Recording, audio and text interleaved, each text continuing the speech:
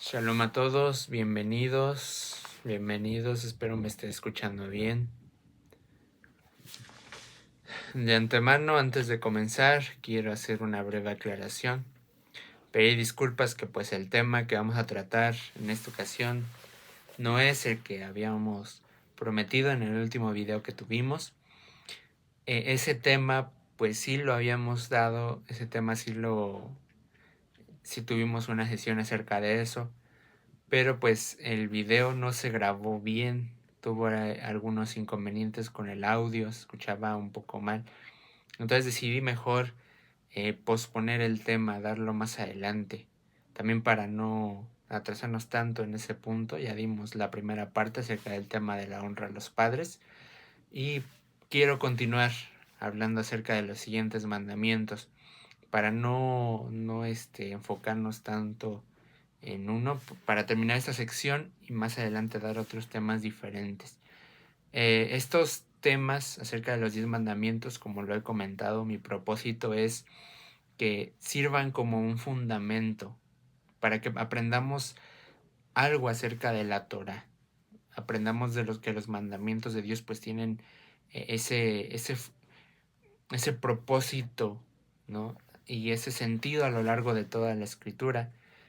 Entonces, estos temas que pues como les había comentado, quizá ya tenemos cierta noción acerca de los 10 mandamientos, es algo básico que pues muchos conocemos, nos ayuda a entender acerca de la importancia de la Torah, cómo al nosotros aprender acerca de estos mandamientos van a repercutir más adelante al entendimiento del el resto de la historia bíblica.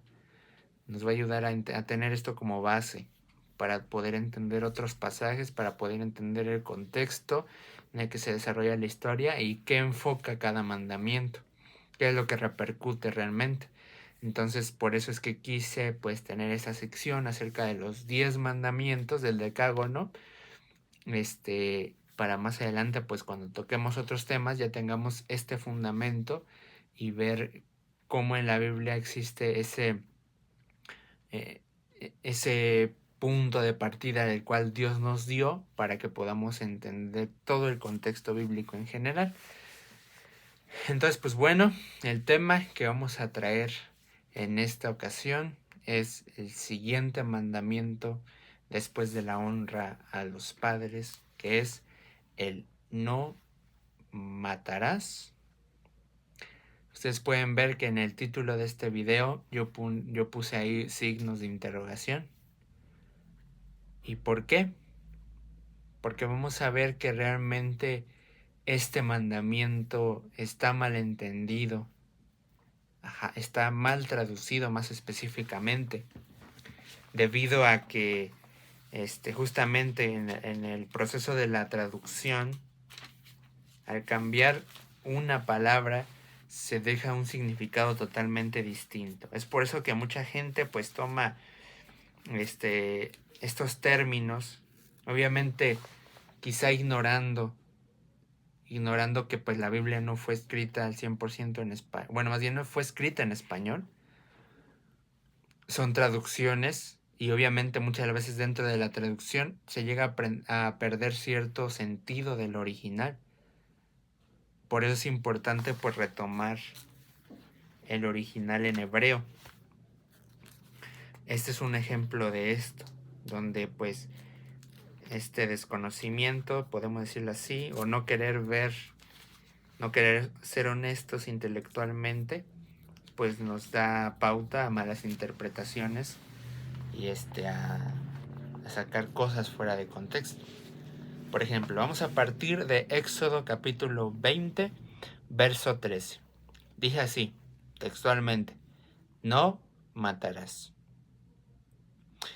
Ese es el mandamiento que vamos a estar viendo en esta ocasión, el sexto mandamiento del Decágono. Y es que la palabra no matarás realmente es un error de traducción. Realmente así no es como originalmente dice. No es el sentido que originalmente se le da. ¿A qué voy con esto? Es que si nosotros, como les digo, no profundizamos realmente en el sentido de ciertos pasajes, es cuando llega esa ola de confusión, más que nada de gente que no se mantiene constante en el estudio de la Biblia y que quiere pues prácticamente descalificarla, ¿no? Por ejemplo, hay un sector de personas consideradas agnósticas, ateas, las famosas que estudian las ciencias bíblicas, donde ahí pues con el desconocimiento justamente de la forma de interpretar los textos de la hermenéutica, se llega a conclusiones erróneas y a tratar de dar a contradecir la propia escritura. Por ejemplo, muchos dicen, ok, está diciendo en Éxodo 20, no matarás. Pero más adelante Dios manda a matar a ciertos pueblos. Ahí ya se está contradiciendo, según ellos. O Dios aquí dijo no matarás, pero ¿qué sucedió en el diluvio? Entonces, este, este punto, que si nosotros lo viésemos de una manera sencilla, si no profundizáramos, podríamos decir que tienes a cierto punto razón. Pero obviamente sabemos que la Biblia no se contradice, simplemente que hay partes donde hay unos errores de traducción o un sentido diferente. Es muy importante poder entender lo que es la hermenéutica, el arte de interpretar textos. Sobre eso pues hay varias reglas. Una de ellas pues es interpretar el texto con su contexto y nunca decir lo que nosotros queremos que diga el texto. Ajá. Eso es lo que muchas de las veces se ignora dentro de todas estas posturas, gente que ni cree en la Biblia. Eso me asombra, como gente que ni cree en la Biblia pero quiere buscarle errores, quiere tratar de interpretarla ellos mismos, y pues eso es ilógico hasta para su propio criterio. Bueno, entonces el punto aquí es este. Aquí estamos viendo que Éxodo 20 nos habla del punto de no matarás, pero realmente en el original la traducción más certera sería no asesinarás, porque la Torah nos habla a nivel legal, ajá, a un nivel del legalismo, en el punto donde habla de jueces, donde la propia Torah es la ley del pueblo.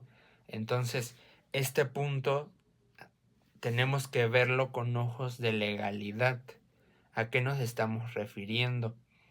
¿Qué es legal dentro del parámetro de la ley de la Torah de Dios? ¿Por qué? Si nosotros ponemos las definiciones de qué es no matar y qué es no asesinar, va a haber una diferencia entre ambas, no son lo mismo.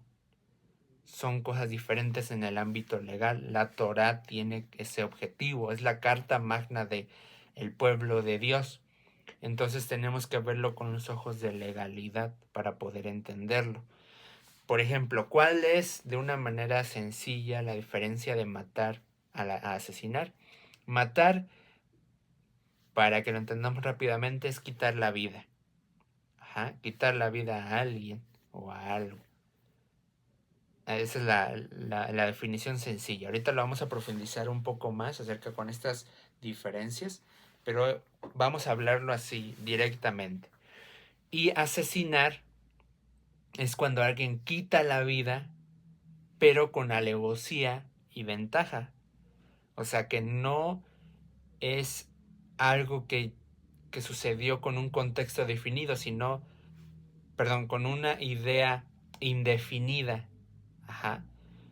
Sino que ya tiene un objetivo claro, ya tuvo un detrás en el pensamiento de la persona que quitó la vida al otro. Ya hay un sentimiento, ya hay una noción de lo que quería lograr, quizá alguna ventaja que iba a tener por odio o rencor a la persona, y es ahí donde cambia totalmente el sentido de ambas palabras, donde ya no son lo mismo en el ámbito legal. Vamos a profundizarlo en esta parte. Aquí puse una pequeña gráfica, una pequeña tabla de definiciones, más un poco para acá, para que podamos entender estas diferencias. Matar y asesinar. Tenemos 3 parámetros. La que es la intención, que es ahí donde empieza la distinción entre ambos términos. En el ámbito de la legalidad, o sea, ¿qué es lo que repercute en el ámbito legal si una persona mata a una persona asesina? Y el uso, para qué se efectúa, o por qué se causa, con qué objetivo se causa cada una de estas dos acciones. Por ejemplo, en el ámbito de no matar, dice que puede ser accidental, necesaria o defensiva. A lo contrario de asesinar, que siempre es intencional y con ventaja. Nosotros no podemos poner en una balanza a la misma altura, a pesar de que sea prácticamente la misma acción, pero no podemos ponerlo en una balanza de la misma manera. ¿Por qué? Porque aquí lo que diferencia es lo que hay detrás, como les digo, el propósito detrás. Porque el ámbito de matar puede ser que haya sido accidental. Que por ejemplo en un trabajo, ya ven, no sé, en una construcción, ambos estén trabajando y por accidente a alguno se le caiga una herramienta, le caiga en la cabeza al otro y se muera. Ahí la persona que mató, pues sí le quitó la vida al prójimo, al otro, pero no lo hizo con rencor, lo hizo porque fue un accidente, o sea, era algo que no podía prever que iba a suceder, algo que no había mecanizado dentro de sí. Entonces no se podría contar de la misma forma. Entonces por eso dice que puede ser accidental, a veces necesaria, justamente por ámbitos como la defensa, por defensa personal. Eso legalmente, según la Biblia, y también esta tabla también la hice en el ámbito también legal de nuestros países, en las leyes de nuestros países, que bueno, todos los países no son regularmente lo mismo, ¿no? Pero en la mayoría, pues estos también, esas diferencias siguen, lo mismo que en la ley, y que es lo que estamos estudiando en esta ocasión, principalmente en la ley de Dios.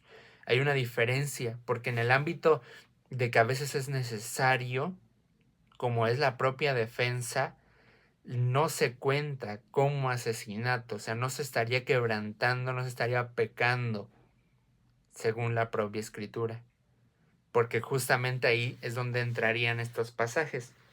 Cuando Dios manda a matar a ciertos pueblos, a cierta gente, ahí no es con el ámbito de odio hacia el otro, no es porque quisieras tener una ventaja hacia el otro, sino porque ahí estamos viendo que entre naciones tenía que haber prácticamente un ámbito de supervivencia. No era por odio al que tenías de frente, sino por amor a los que estaban detrás.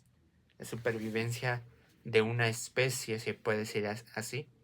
Sé que estos términos que estoy utilizando pueden resultar algo confusos, pero en otras ocasiones donde estemos tocando específicamente esos pasajes, donde lo estemos profundizando, vamos a entender a qué me estoy refiriendo con la supervivencia de la especie.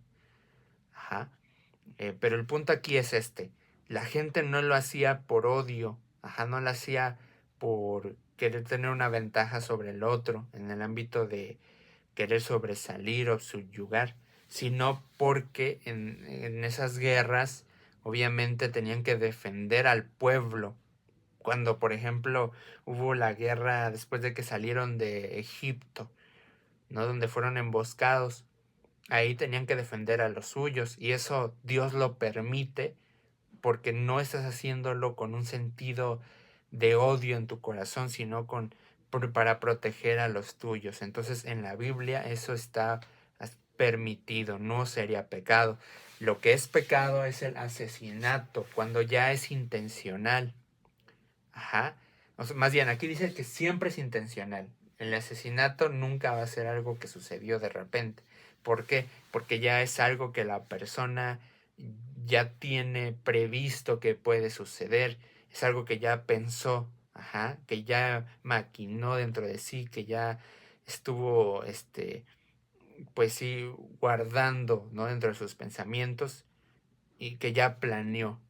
Ajá, entonces obviamente nunca va a ser. ¿Por qué? Porque viene impulsado por un sentimiento, viene impulsado por alguna ventaja que se pueda tener, por algún odio, algún rencor, alguna alevosía contra la otra persona.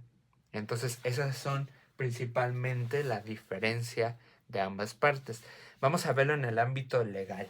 Dice, matar en su contexto puede ser legal, defensa propia o en la guerra, como les comento. En varios países aún del mundo, matar, por ejemplo, cuando hay una guerra, no está eh, puesto como juicio. Cuando están en sus soldados o todo eso, los policías, regularmente pues no está penado. Ajá, y en la escritura también. En el ámbito legal no está penado. Ajá, en el contexto obviamente específico no está penado. Ajá, porque puede ser, como les digo, por defensa propia, por una guerra o por el propio accidente. Entonces no se puede marcar, no se puede eh, sacar un decreto de la misma manera, porque ya ahí estaríamos hablando de algo diferente, algo completamente diferente. Entonces, en la Biblia, en el ámbito legal, en el ámbito de la Torá, no está penado. Ajá, es legal hasta cierto punto. Por ejemplo, sabemos que matar, pues también matamos a los animales, ¿no? Le quitamos la vida para comérnoslos, que es lo punto que vamos a hablar acá adelante. Y eso pues no es pecado, obviamente, está permitido, todos lo hacemos. Entonces ahí es que este punto es legal. Y el asesinato, por lo contrario, siempre es ilegal. Siempre, hasta en nuestros propios países, como también en la escritura. Porque ahí no hay una justificación. No hay una justificación si no fue para dañar al otro. Fue para causar, pues sí, la muerte del otro, ¿no? No hay una justificación de que fue por defensa, fue por algo en específico, sino porque ya está haciendo un daño a esta persona. Entonces siempre va a ser ilegal. En la escritura pues es pecado, el asesinato. Y por último, el uso. Matar es en general, porque puede ser a las personas, a los animales o a las plantas. Y obviamente, como les digo en el punto de los animales, nosotros matamos para comer y eso no es pecado. Ajá.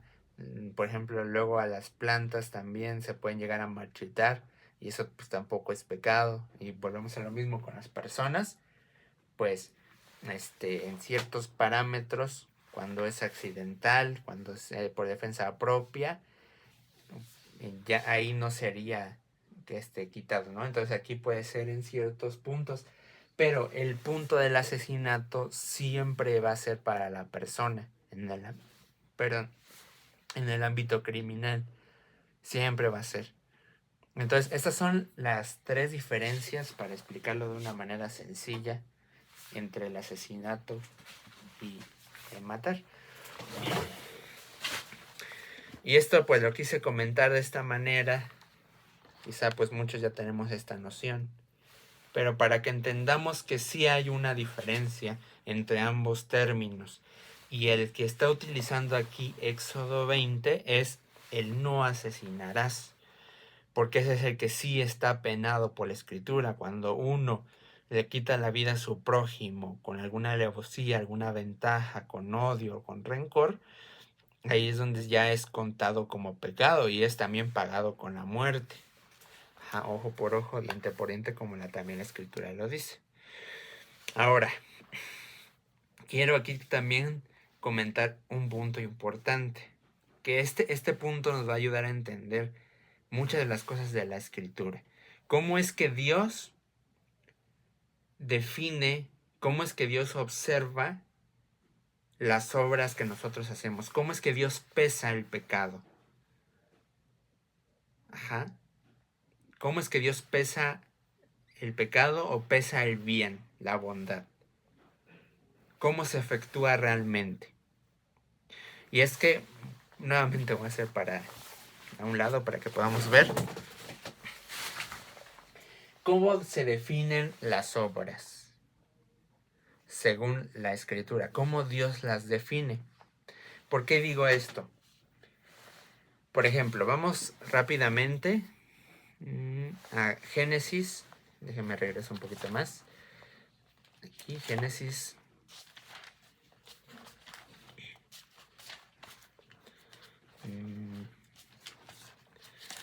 Génesis capítulo 15.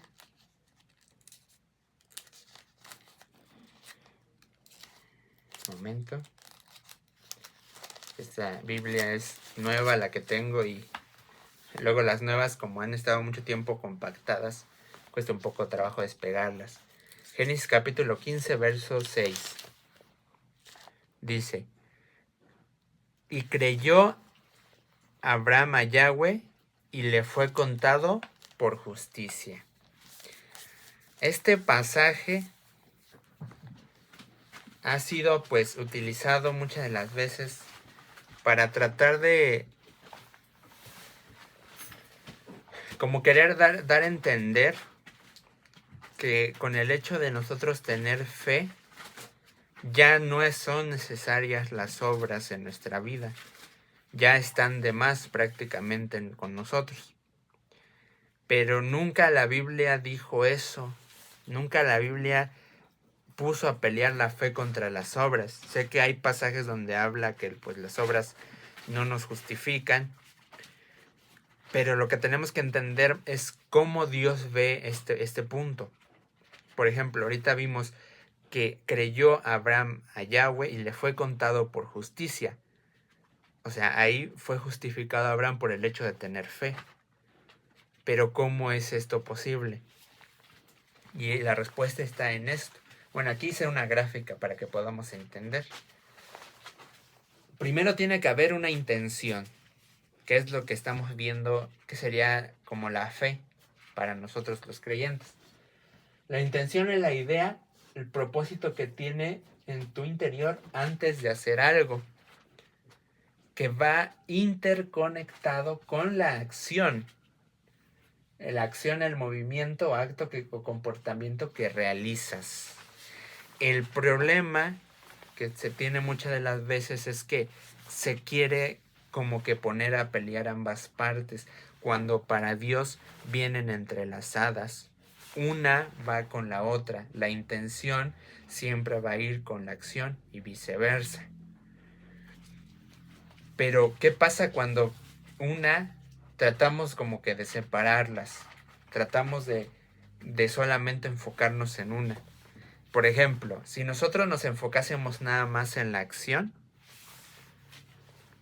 una acción sin sentido en el ámbito de Dios se vuelve religión.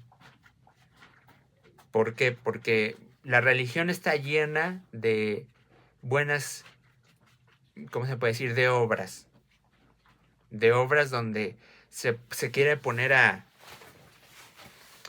dar ciertos mandamientos, pero que en la Biblia nunca se dieron. La Biblia nunca habló.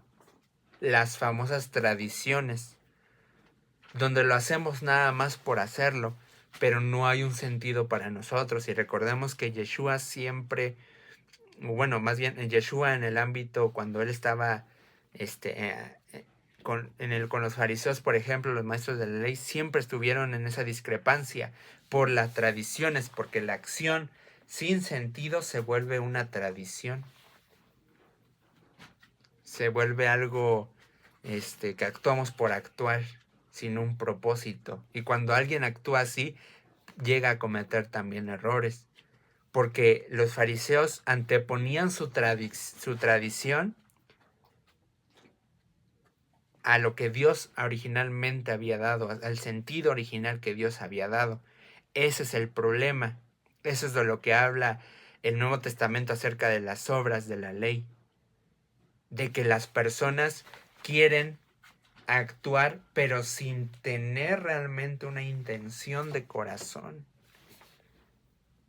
Ahí no cobra sentido la acción, porque lo hacemos solamente por mera tradición, por mera religiosidad. Es ahí donde perdemos totalmente el sentido. Los fariseos lo que hacían, perdían el sentido del mandamiento. Por ejemplo, el Shabbat.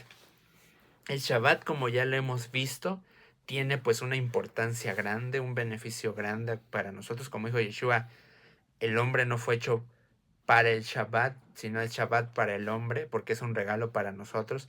Pero ese es el punto, donde a través de no entender lo que hacían, el no tener esa noción de lo que hacían, llegaban a conclusiones equivocadas. Por ejemplo, cuando acusan a Yeshua, a los fariseos, de que arrancaban las espigas en sábado. Ahí estaban haciendo una acción, pero lo que no entendían era la intención. Ellos no lo estaban haciendo por querer quebrantar el mandamiento. O sea, no estaban, por ejemplo, no se habían ido a trabajar y con la intención de querer tener un beneficio para ellos, querer tener una ganancia extra. No era la intención. Ellos tenían hambre. Ellos no habían comido por mucho tiempo. Entonces ellos, al perder la noción de la intención, se enfocaban en la acción y llegaban a una conclusión equivocada por la religiosidad. Entonces eso es lo que lo abre a la escritura, es lo que tanto Pablo decía. Cuando uno se aferra a las obras de la ley, que es justamente ese punto de la tradición, porque no hay un sentido, uno quiere justificarse con cosas que ni él mismo está convencido de hacer. Cuando, por ejemplo, pertenecíamos a la religión, íbamos a la iglesia cada domingo, alabábamos, pertenecíamos al grupo de alabanza algunos, pertenecíamos a grupos de la iglesia, etcétera, etcétera. Pero ¿qué pasaba cuando regresábamos a nuestros hogares, en nuestra vida cotidiana? ¿Seguíamos igual? ¿Por qué? Porque nos enfocábamos en la acción y no en una verdadera intención, porque la intención a profundidad genera aún más acción, pero una acción fuerte, fundamentada. Lo que decía Yeshua cuando habló acerca de la casa que está fundamentada en la roca. El que escucha estas palabras, y las hace, son los que están fundamentados en la roca. Pero ¿qué hacíamos nosotros? Nada más escuchábamos, no hacíamos. Nada más nos enfocábamos en eso. Entonces, por eso nuestro punto en el ámbito de la religión falló. Por eso es que todavía nos sentíamos con esa necesidad de conocer algo más profundo. Es ahí cuando llegamos a la Torá. Pero muchos también cometen errores cuando llegan a la Torá y empiezan a seguir tradiciones. No entienden el mandamiento, no entienden los mandamientos y se van según a más entendimiento con el judaísmo y aprendiendo según que en el Shabbat no puedes ni siquiera cortar el papel higiénico cuando vas al sanitario. Que en Shabbat no puedes ayudar a nadie si alguien te pide ayuda. Lo mismo que pasaba en el tiempo de Yeshua. O sea, eso es lo que causa que no entendamos y no le pongamos sentido al mandamiento. Y viceversa. ¿Qué pasa cuando solamente nos enfocamos en la intención? Y es que no hay una verdadera intención si no hay acción. Porque como dice Santiago, la fe sin obras, la fe, la intención sin acción, no existe. O sea, no existe una intención si no hay acciones. Sí, a Abraham se le fue contado por justicia, pero no se queda ahí la historia, no terminó ahí. Continúa la historia y vemos innumerables ocasiones donde Abraham obedecía y hacía la palabra de Dios. Entonces, pero Dios, como Él tiene aún mayor ampliación de visión, se podría decir, Él ve más allá, Él ve nuestro corazón primeramente. Él ve nuestra intención arraigada. Y entonces ahí es ahí donde cuenta, donde cuenta la acción. Es ahí donde ya antes de que tú lo hagas, pero ya en tu corazón, ya tienes esa convicción de agradarlo. Porque, por ejemplo, me hacían una ocasión una pregunta. ¿Qué pasa de una persona que es parapléjica, no puede caminar y todo eso? Obviamente no puede ayudar a los necesitados, por ejemplo. No puede hacer ciertas acciones para ayudar a otros. ¿A poco ellos, si no tienen obras, a poco no van a tener esa convicción con Dios? Obviamente esta es una pregunta trampa, ¿no? Para la que hizo esa pregunta. Pero tiene sentido con este punto. Tiene esa intención la persona, pero hay una acción. Dentro de la acción, pues vemos el parámetro de que la persona no puede moverse. Pero Dios ya vio la intención. Ahora, pero si en la intención no hay acción para uno que pueda hacerlo, ni siquiera existe esto. Entonces, no existe la fe. Cuando se da en la escritura la lista de los héroes de la fe, no dice Abraham tuvo fe y ya, fin. No, dice Abraham por la fe y describe lo que hizo. Noé por la fe y describe lo que hizo. Todos, así da esa lista. Pero nunca da este punto de contradicción. Ambas se llevan, ambas partes se llevan. Pero Dios, ¿qué ve primeramente? Es ahí donde se llega a entender la parte de Pablo. Ve esto. ¿Por qué? Porque Él ve más allá. Él, como dice, vamos a estudiarlo, vamos a leerlo. Él conoce la intención del corazón. Él conoce la intención del corazón. Entonces, obviamente a Él no podemos engañarlo. A Él no podemos nosotros tratar de querer encubrirnos. Porque, o sea, podemos tener realmente apariencia de creyente, ¿no? Ser fiel a todos los que tiene que ver con la iglesia, por ejemplo. Pero realmente no tener esa convicción con Él. Fíjense, ahorita me vino a la mente la historia acerca de los dos hijos. Cuando dijo la parábola Yeshua, dice que el padre de familia mandó a un hijo a trabajar a la viña. ¿Y qué dijo ese hijo? No. Bueno, perdón. El primero dijo, sí voy. Pero no fue al final. Y el otro mandó a su otro hijo. Y él dijo, no voy. Pero al final fue. Y dijo, ¿cuál hizo la voluntad de mi padre? Entonces, es este punto. O sea, yo puedo venir aquí, frente a todos ustedes, o nosotros mismos podemos ir frente a las personas y decir que seguimos a Dios fervientemente. Decir, no es que yo tengo fe, yo ya creí en Dios. Pero nuestra boca, como lo vimos, el hijo que dijo, sí, voy, no define realmente si hizo la voluntad. Esto es para los hombres. Y no me refiero a que obramos para agradar a los hombres, no, sino como testimonio de nosotros, como testimonio de que estamos obedeciendo a Dios, de que estamos entregándole nuestra vida a Él. Entonces, todos podemos estar así. En la religión, todos dicen ser la religión verdadera. Pero ¿quién realmente hace la voluntad del Padre? Ahí es donde todo pues ya no encaja. Ya no encaja ya no encaja con Dios. Y es que este punto que estoy tocando es importante. Importante porque vamos a entender este punto de acerca del asesinato, cuál es la diferencia en sí para Dios. Y también explicando esta parte, ¿no? Que, como les digo, muchas veces se pone a querer como contradecir a la Biblia, que antes eran las obras, ahora la fe. Y eso nunca fue. Siempre ha sido ambas. La fe siempre ha estado. Las obras pues también y siempre estarán.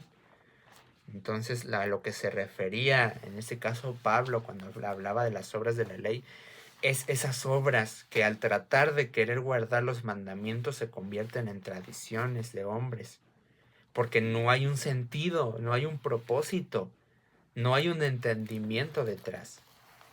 Ajá. No, algo que Dios ni siquiera pidió, porque todos sus mandamientos, como lo hemos estado viendo, tienen un propósito, tienen una razón de ser. Entonces, ahorita vamos a leer unos textos del libro de Proverbios, para poder entender justamente cómo el sabio Salomón nos define lo que es, más bien cómo Dios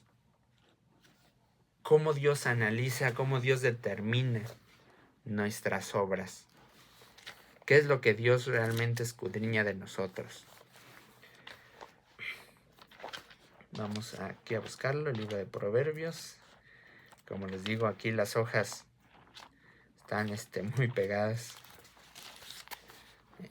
y me cuesta un poco de trabajo poder encontrarlos. Bueno, aquí ya está Proverbios. Vamos a Proverbios capítulo 21, verso 2.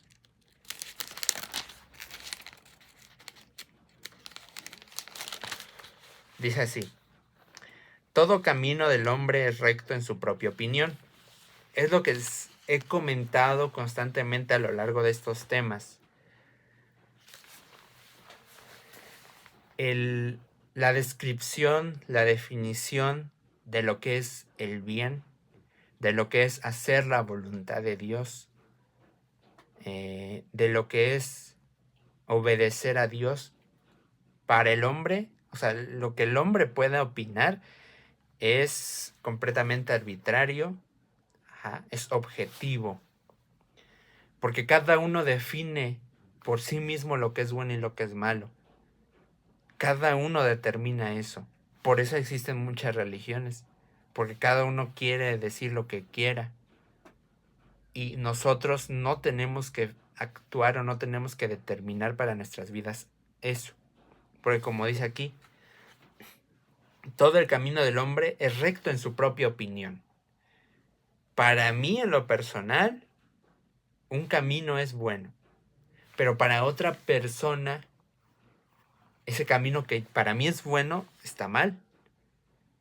Y para mí, ese camino que para él es bueno, para mí resulta mal. Entonces, ¿en qué tenemos que transitar realmente? Lo dice aquí. Pero Yahweh pesa los corazones. Pero Yahweh pesa los corazones. Ese es el punto. Lo que estamos diciendo. La clave, el fundamento del bien y del mal es lo que Dios ya dictaminó. Y entonces la persona que ande conforme a esos caminos es porque entendió que él no puede dictaminar qué es lo bueno y qué es lo malo. Él es un simple hombre. El que lo hizo ya fue Dios. Entonces él va a caminar por esos caminos. Ya va a transitar por la voluntad de Dios. Ya no a su propio entendimiento. Entonces ya hay una intención, ya hay un entendimiento por qué va a actuar como va a actuar. Ya no porque si la intención fuese que porque yo digo, entonces mi acción nunca va a estar conectada a Dios. Si nuestra intención es porque uno dice, es contradecir a Dios. Y por lo consiguiente es pecado. No, tenemos que nosotros desapegarnos de nuestro propio entendimiento y enfocarnos más en lo que Dios nos dice. Ahora vamos al libro de Hebreos para seguir profundizando este punto, cómo Dios efectúa su justicia, cómo Él dictamina qué es lo bueno y qué es lo malo. Vamos al libro de Hebreos. A ver, me es un poco complicado con estas hojitas, pero ahorita lo buscamos. Entonces, todos estos puntos que estamos viendo, que quizá para algunos pueda sonar muy básico, pero es necesario poder entenderlo, porque así vamos a poder, o sea, desde lo básico, ahí vamos a partir, porque realmente que se encuentra cada argumento en contra de la Torá, ¿no? Que si nosotros lo analizamos bien desde lo básico, desde la ABC del asunto, vamos a ver que el pensamiento, muchas de las doctrinas que creíamos están erradas, muchas de las doctrinas no tienen un sentido en sí mismas. Por ejemplo, esta parte de la fe que comentaba. ¿Cómo es posible que la gente diga que la fe, que tener fe, ya tienes fe en tu vida y fin? Pero ahí las personas se autoengañan, porque realmente tener fe es cuando tú vas a obedecer también a Dios. Eso es que sí hay fe. Porque yo no puedo decir, o sea, todos podemos decir, a un propio ateo podría hablar, tengo fe. A todos podemos decir cosas, pero si no hay una verdadera intención y por lo consiguiente una acción, nunca vamos a estar bien con Dios. Y estamos ahorita viendo lo que Él ve. Ajá, no lo que el hombre ve, lo que Él ve, lo que Él dictamina como bien. Ajá, entonces eso es ilógico. O sea, como dice Santiago, la fe sin obras es muerta. Es contundente eso. ¿Cómo puede decir que tengo obras? Que tengo fe, perdón, si no hay obras. O sea, realmente no hay ese propósito. El punto de la justificación es lo que estamos refiriéndonos. Ajá. La justificación para Dios viene primeramente de la intención, de lo que nace aquí. Por eso a Abraham le fue contado por justicia. Ajá. Pero no se queda ahí. Sigue más adelante a la acción. Ajá. No se queda en eso solamente. Hebreos capítulo 4, verso 12. Dice, porque la palabra de Dios es viva y eficaz, y más cortante que toda espada de dos filos, y penetra hasta partir el alma, el espíritu, las coyunturas y los tuétanos, y discierne los pensamientos y las intenciones del corazón. Entonces la palabra de Dios, ¿cuál fue esa palabra? Para el escritor de Hebreos, ¿cuál era la palabra de Dios? Yo me pregunto. Hoy consideramos que la palabra de Dios es toda la Biblia, incluyendo el Nuevo Testamento, y es verdad. Pero si para el escritor de Hebreos todavía está escribiendo el Nuevo Testamento, ¿qué era la palabra de Dios? Lógicamente estamos hablando de la Torá, del Tanaj. Muchos invalidan estos textos, muchos los desechan, que eso ya pasó en el Antiguo Testamento. Pero aquí el escritor de Hebreos, Pablo, nos está diciendo que la palabra es viva y eficaz, que entra hasta lo más profundo de nuestro ser y que discierne nuestros pensamientos. La palabra discierne nuestros pensamientos, los desenmascara nuestro interior. Por eso la Biblia habló mucho de que hay lobos vestidos de oveja, y eso está lleno de los que se dicen ser creyentes. Gente que aparenta fe, mucha fe, ser muy espirituales, pero que al final son lobos, porque dentro de sí nunca hubo una verdadera intención. Estaban con el rebaño, decían, yo tengo fe, estoy con el rebaño. Pero a la hora de la acción se desenmascararon solitos. Por eso dice Yeshua, por sus frutos los conoceréis. por la forma en la que actúan, ahí es donde se determina quién realmente hay una intención, una fe viva, verdadera. Entonces, porque la Torá, que es la escritura, la palabra de Dios, es la que discierne los pensamientos y la intención del corazón. Entonces, cuando nosotros obramos conforme a la palabra de Dios, conforme a la voluntad de Dios, a la Torá, es ahí donde se discierne y donde se da a entender qué realmente pensamos, si realmente hay fe, hay una buena intención en nosotros.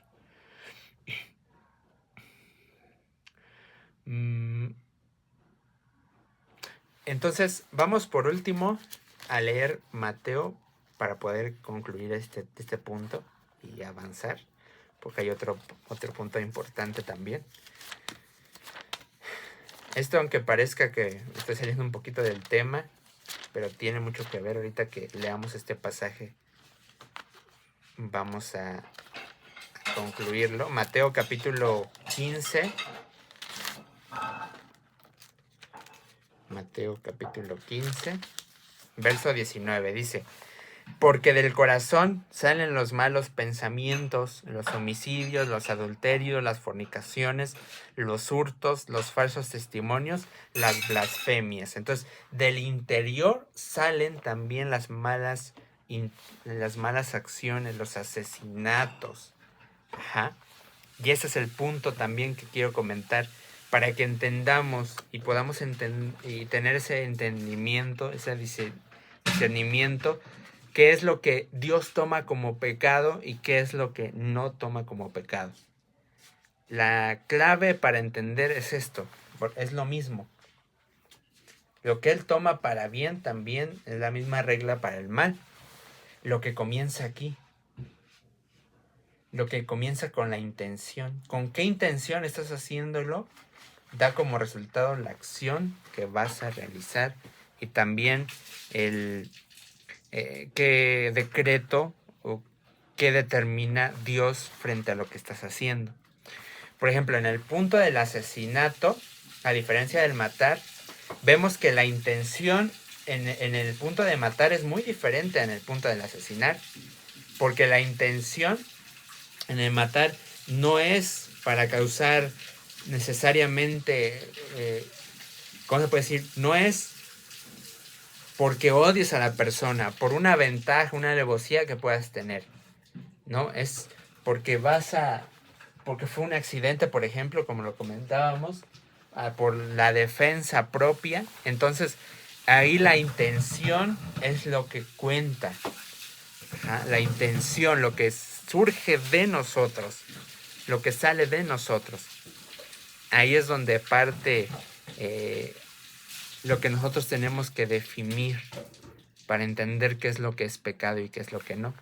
Porque volvemos a lo mismo de la intención del asesinato, ahí sí, porque ahí va detrás un odio, una ventaja, algo que nosotros vamos a tener y que ya se genera dentro de nosotros, un malo sentimiento. Bueno, partiendo de esta parte es donde pasamos a Mateo capítulo 5, verso 21 en adelante. Ya que pues no podemos dejar de hablar cuando tocamos el tema del asesinato, del mandamiento de Dios, de lo que también Yeshua explicó acerca de este mandamiento, que como vimos no solamente se define en quitarle la vida a alguien físicamente, porque todo comienza desde lo profundo de nosotros, todo comienza desde ahí, desde lo que cavila nuestro interior. Vamos a leer Mateo 5:21 en adelante. Oísteis que fue dicho a los antiguos: no matarás, y cualquiera que matare será culpable de juicio. Pero yo os digo que cualquiera que se enoje contra su hermano será culpable de juicio. Cualquiera que diga necio a su hermano será culpable ante el concilio. Cualquiera que le diga fatuo quedará expuesto al infierno de fuego. Por tanto, si traes tu ofrenda al altar, y ahí te acuerdas que tu hermano tiene algo contra ti, deja ahí tu ofrenda delante del altar, y anda y reconcíliate primero con tu hermano, y entonces ven y presenta tu ofrenda.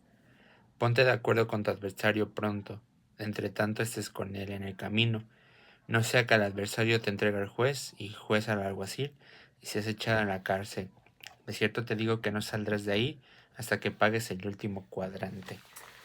Ahí, pues, en este pasaje, en lo que es el Mateo capítulo 5, se utiliza también regularmente para tratar de dar a entender como que Yeshua, Jesús, estaba cambiando la ley de su padre.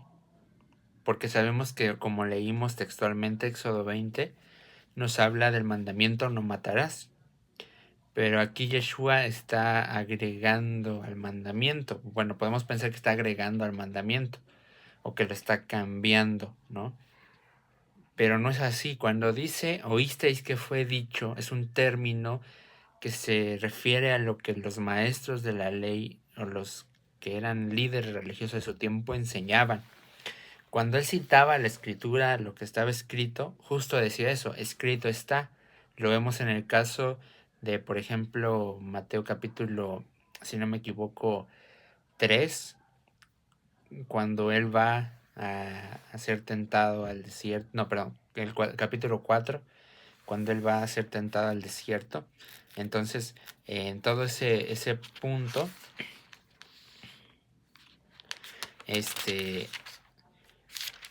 nos habla constantemente del término escrito está, escrito está, escrito está, cuando se refiere a lo que está textualmente en la Torah, en el Tanaj.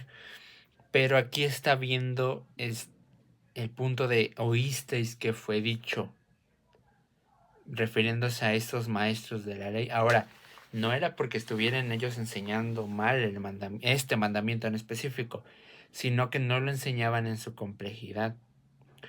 Porque, por ejemplo, quizá muchos de nosotros, pues, digamos, bueno, es que quizá nunca he matado a nadie físicamente, pero el mandamiento no se limita solamente al asesinato físico, sino que se amplía. Yeshua lo que hacía era explicar el mandamiento porque él era el mayor maestro de Torah. Él enseñaba Torah. Y es lo que nos está explicando. Justo este parámetro nos está explicando que en el asesinato siempre, una persona que asesina siempre va a comenzar por la intención. Y es ahí donde también para Dios es contado como pecado. Cuando uno odia al otro, cuando le guarda rencor, cuando lo insulta, es ahí donde también empieza, desde el interior, empieza el pecado. Así como Dios, cuando uno tiene fe, ya le es contado por justicia, también cuando uno odia, cuando uno maquina, el pensamiento de odio, le desea la muerte a alguien, ya es contado como asesinato. Es ahí donde se explica este parámetro que quiero que comento. Porque estamos determinando cómo Dios ve principalmente nuestro interior. Antes quizá de efectuar una acción. Es lo que Él primero toma en cuenta. Es lo que Él primero determina. Por eso es que dice aquí, cualquiera que odie a su hermano porque está primeramente teniendo la intención, antes de la acción, pero de todos modos ya está teniendo su intención en su corazón. Y es que muchos podríamos pensar, no, yo no puedo llegar a tanto. Les aseguro que muchas de las personas que le han quitado la vida a alguien, que han asesinado a alguien, quizá pensaban lo mismo. No pensaban llegar a tanto. Pero tenemos que ver que el pecado es como una semilla también que entra dentro de nosotros. Todos tenemos la semilla del pecado. El punto es cómo se desarrolla, en qué entorno se desarrolla esa semilla para que crezca de una manera determinada. Pero todos podemos tener esa, podemos llegar a eso. Cuidado de cómo tú estás dando, alimentando y nutriendo esa idea. Porque puede llegar a dar fruto. Me refiero en este punto de la maldad. Muchos toman de a menos, ¿no? Quizá el odiar, el tener un enemigo, el despreciar a alguien. Pero tenemos que ver que todo empieza desde la intención. Nos podemos enojar, eso no es pecado, la ira no es pecado. Pero bien dice la Escritura, airaos, pero no pequéis. Entonces cuidado con guardar rencor. Por eso es que es ya desde antes, desde ese momento, desde lo que se empieza a maquinar aquí, ya se está efectuando el pecado. Ya está empezando, porque si nosotros seguimos con eso, si damos más alimento de odio, de rencor, vamos a llegar a cometer algo que nos podemos arrepentir en nuestras vidas. Igual que llamar a alguien con groserías, hablar con groserías a alguien, decirle tonto a alguien. Igual. Entonces, esta parte del rencor, mucho cuidado. Hay que trabajar el perdón. Porque como dice ahí, no puedes acercarte a Dios. No puedes acercarte a dar tu ofrenda si antes estás tú enojado. Si antes tú estás molesto, tienes algún problema con alguien. Porque ellos te pueden acusar y también vas a enfrentar algún juicio. Es importante solucionar todo eso, trabajar en eso, para que no efectúes totalmente el pecado en ti. Ese tema del odio, del rencor es muy profundo también. Ya lo hemos tocado en una ocasión hace tiempo. Más adelante quizá me gustaría volverlo a retomar. El tema del perdón también. Ahorita para que no se haga tan largo este video. Solamente decir esa parte, ¿no? Que cuando Yeshua hablaba en este texto de Mateo 5 acerca del mandamiento, lo decía explicando justamente esto que les comento. Cómo comienza desde el interior todo. Entonces, cuidado, hay que trabajar desde el interior. Todo tiene que ser el trabajo desde el interior para tener cuidado con lo que puede hacer en el exterior, tanto para bien como para mal. Desechar nuestras malas intenciones y fundamentar nuestra fe, nuestras buenas intenciones para llegar a dar frutos buenos, frutos dignos de arrepentimiento y no frutos de los que nos podríamos arrepentir. Y pues bueno, no quiero hacer más largo este tema. Sé que hay muchas más cosas que comentar. Espero se haya comprendido las representaciones que quise escribir. Y es esa parte, ¿no? Entender el mandamiento, cómo funcionan los mandamientos de Dios y cómo también tenemos que tener cuidado con lo que hay aquí en el corazón. Cuidado con tu corazón. Por sobre todas las cosas, guarda tu corazón, como dice la Escritura. Shalom, nos estaremos viendo pronto con el siguiente tema acerca del adulterio. Seguir estudiando, seguir aprendiendo de las Escrituras. Y bueno, hasta la próxima. Bendiciones.